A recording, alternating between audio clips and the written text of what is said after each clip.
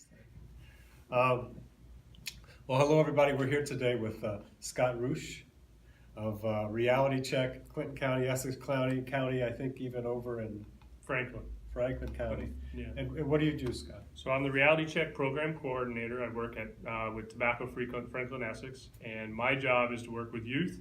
I help them advocate for themselves against big tobacco, or now even the vape industry, and we educate them. We help them to become better leaders and better individuals within their communities, so that they can take these skills of Reality Check and then use them in other things in life. This spring, you came to a workshop here and you presented to the health educators from the region, and you talked about vaping. You showed us some videos. You gave us pretty much what was happening even in our region in terms of the amount of students that are doing this, how kids are getting this stuff.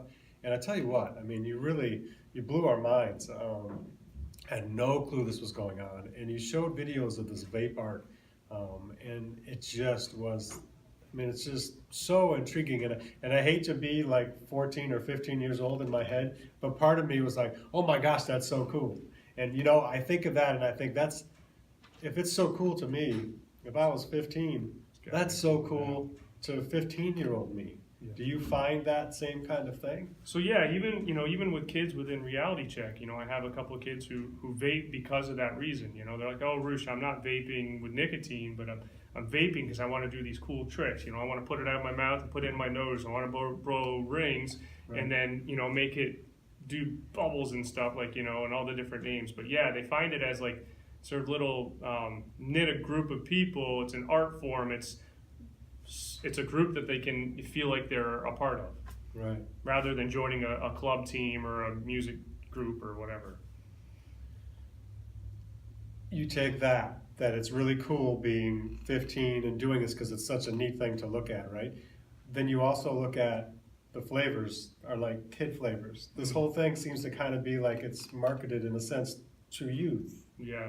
Yeah, so like you have the videos with the cool clouds and whatever, with the cool music they're at. Then you get your 7 to 8,000 different flavors: juicy fruit, Swedish fish, A&W root beer, fruit punch. I mean, anything you dream of, you can make. And that doesn't even get into the chemicals and stuff that are in there that can be cancer causing. But you have these flavors that, as an adult, I have a sweet tooth, but they're not necessarily made for me to attract me to use it, like, because I love a juicy fruit piece of gum every now and then, but I'm not grabbing a vape mod and doing that in my car because I'm craving juicy fruit. Nor would I do that if I wanted a glass of A&W root beer because I'm just gonna drink it. Right. So yeah, it's enticing. It's to be, yeah. And one of the things that you told us was that even though that these nicotine-free jewels that they can buy, right? Well, not necessarily jewels, but mods or whatever. Yeah, okay. Vape e-cigs. Yep. Actually, do many times contain nicotine. So these kids may be getting it, maybe thinking they're like they're nicotine-free, when in fact they're not, and sure, as a result, they're becoming addicted to. Sure. Yeah. So like a jewel, like I just mentioned. Actually, can you go through what it is because I'm even confused. Yeah. So you have different mods that you can vape. So you have the handheld ones that are bigger tanks that heat it up with the large coils or the small coils. Okay. Those are the ones that these kids are using to do the tricks. Okay. Then you have the ones that are smaller that look like USB devices or like actual cigarettes, but they're not really doing those anymore because it's not cool. But the ones that are looking like teardrops and things like that, or little mini iPhones, things that they can hold in their hand and like hide from people, those are the ones they're not using for tricks, even though if you do a couple of them at a time, you can get enough of a cloud. Okay. But those are the ones like Juul that have 5% nicotine in each pod, equivalent of a pack of cigarettes. Now I was doing research last week. These kids can buy pods that are made for Juuls. They're a little larger, but you're coming at 6.5% nicotine, which is ridiculous. And they're trying to kick those pods sometimes, in like 20 minutes. Right. Rather than during the week when they're at school, trying to hide it in class or get up and use it in their locker or in the bathroom just to get through class to get a fix or to get a small buzz. You get home on the weekend, let's grab 5 pods and see how many we can kick in, a little bit of time. Right. And I guess for me too, before you came in to speak with us, and I think about these things, like, well, it's a nice alternative, right? It's like, wow, people can, if they're trying to quit smoking, they can use this. And I thought, well, maybe it's better for you, which I guess jury's out, right? But I never thought about the students or youth abusing this as a way to get high. It never entered my mind at all, not even a little bit. And it wasn't until you came in and showed us these kids online doing this stuff, and I'm like, oh my gosh, I mean, it's just crazy. So yeah, and you know, that's just the buzz from normal nicotine. You know, some of these kids are skilled enough because YouTube has videos where you can pop the top off it and put in what you want. So you can put in a higher nicotine content, you can put in your own flavors. You know, kids are making their own e-juice, or they're putting THC Cannabis, or yeah. So that, which then is even harder to detect because it's got less of a smell. So you know, now you have classrooms and teachers and staff and faculty who are trying to figure out, you know, what the fruit punch is or this cake smell. But then if they can't smell it, they don't even know what it is, right? Because you can hide it. You told us too, and this is concerning, I think, for schools, that if you hold it in long enough, what happens? You zero it out. So kids will take a huge hit, you know, and then hold that in until where they can't, you know, they need to take a breath finally. So some kids are like 20 seconds or however long, you know, if you're a swimmer, you can hold your breath. And then when they exhale, nothing comes out. So you have a product that's hard enough to detect, but now if kids can hold it in, you're not going to detect it at all. Right. And you said these little jewels or something like they're the USBs. Yeah, it's like this. I mean, it's small enough to fit in the palm of your hand. So I mean, it's right. You know, or hide, or even the Soren Airs, which look like a little teardrop. There's the kids up here will get whatever they can get. So whether they're a knockoff of a Juul or Juno or the Sorens, they're just whatever it is that's small enough so that they can get it in their hand or in their coat or wherever in their in their body. Take a quick hit and then be done with it. You know, to get through class. Something important you told us is that one way to kind of tell who's doing what, if somebody is doing this, is you said that, correct me if I'm wrong, that they need to use this more often than a smoker would. Is that, or that you might see them?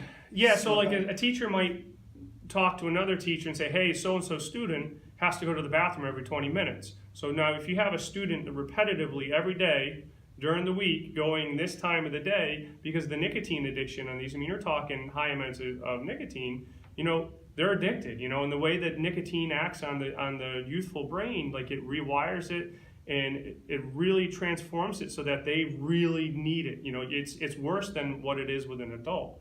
You know, so the way that the nicotine hits the receptors in the brain and I forget what the whole science behind it, but it's okay.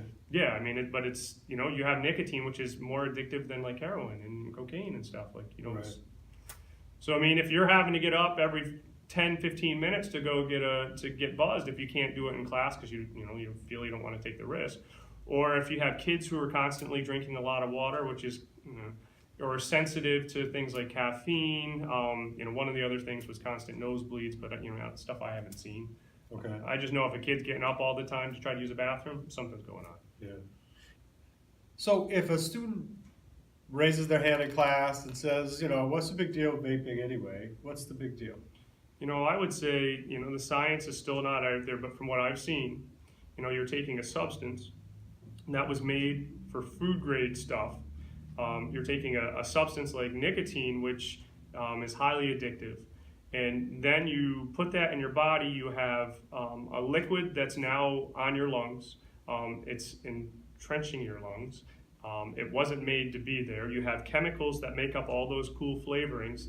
A lot of the fruit flavorings have these highly volatile or compounds, or the VOCES, or volatile organic compounds, right. That are cancer causing. Stuff that's made for putting in additives for alcohol, for making plastics, for using paper mills. These are chemicals they're using in these fruit flavorings so that you can have your juicy fruit, your fruit punch. You have things like the diacetyl, which back in the day gave popcorn lung. Now you have that used for the butterscotch flavoring. So you have this substance which was made for eating and not vaping. You're putting it in your body, and it's that's even without the regards of the nicotine and the addiction and what happens, and how kids are more likely to smoke now that they've already vaped. Once that whole fad of juicy fruit and grape and whatever is done. But it's just a matter of telling these kids, and eventually what it comes down to is, the kid's either going to say, all right, well, that makes sense, or, yeah, whatever, I'm going to do it anyways because I don't see a problem with it. It's kind of like that kid who just does the high-risk behavior because that's who the kid is, or you might have knocked some sense into it.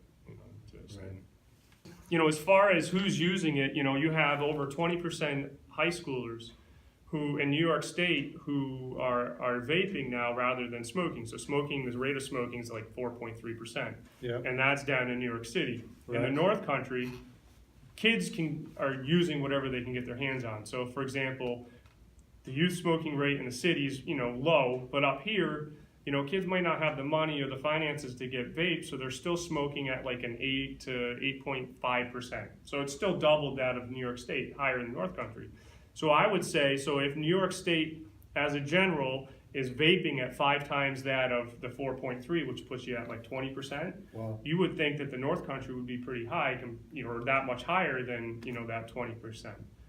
So is it illegal for kids to vape under the age of 18? So no, it's actually not. So like if a kid can somehow get this device, whether it's from a big brother, sister, parent, through another student at school, as long as they can't purchase it. So you can't go into a convenience store, you're not supposed to be able to, or you're not supposed to be able to go onto Amazon or any of these vape stores online.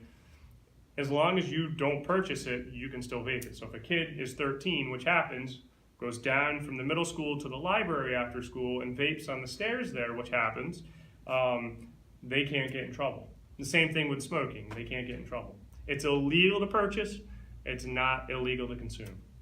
You can't vape or smoke on school grounds, Because right? of the tobacco. Yeah. What if it's one that doesn't have the tobacco in it? You can't, how are you gonna test? So Yep. that's the same Okay. thing with all the smoking, the housing authority. When they did the whole switch over here last week, Right. they added in vaping products too, which all of them are considered ENDS, electronic nicotine devices. Electronic delivery systems or whatever they're ways to deliver nicotine. That said, if it's a product that can deliver it, it's considered and it would fall under that. Okay. Whether or not it's got nicotine in it or not, it's too hard for a principal or a teacher to figure that out. Okay. And a lot of these kids, like we said, don't even know if they actually truly have nicotine in it or not because they don't know where the juice came from. Right. All right, let's kind of wrap things up. What would you like to say? To the teachers, because we're talking to school employees. So you're talking to the administrators right now, you're talking to the teachers, bus drivers, custodians, everybody. Lunchroom people. Sure. So I'd say, I guess speak from the heart. What do you really want them to know? My job with Reality Check and to working with tobacco-free Clinton Franklin Essex is to be a resource tool. So I know as a teacher, a former teacher, a lot of my time was spent doing lesson plans and learning what I was going to be teaching that week, day, week, month, whatever. Right. If you don't have enough time to go out there and watch YouTube, which is, in this case, YouTube, social media, Snapchat, Instagram, things like that, where these kids are watching these videos or seeing these trends and all that good stuff, the places where these kids are being what's the word I'm looking for? Intrigued or intrigued, or where they're being grabbed. Okay. Places where these kids are being grabbed. Reach out to us at Tobacco Free Clinton Franklin Essex. Reach out because I'm here for you. I'm a tool. I come up. We can do assemblies. We can come and talk to health classes. That's Right. one thing that we do. Yeah. Just to help it to be a useful tool for you guys to use to get this information and to get the word out. Yeah. Sounds good. Well, thank you so much for being here. Thanks for having me. Appreciate it. Yeah, anytime. Right. Take care.